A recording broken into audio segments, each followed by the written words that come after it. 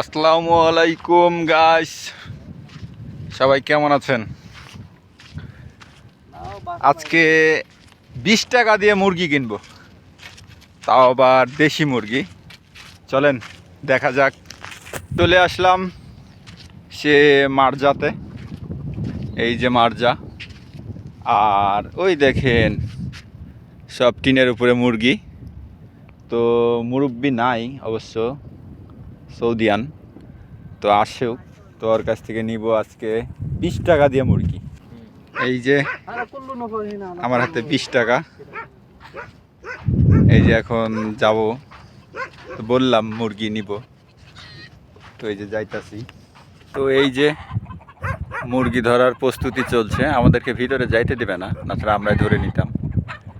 এই দেখেন মুরগি ধরতেছে।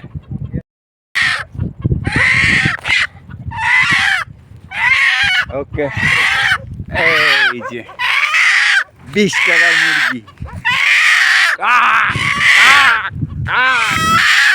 20 টাকা দিয়ে মুরগি কিনলাম, এই যে 20 টাকার মুরগি।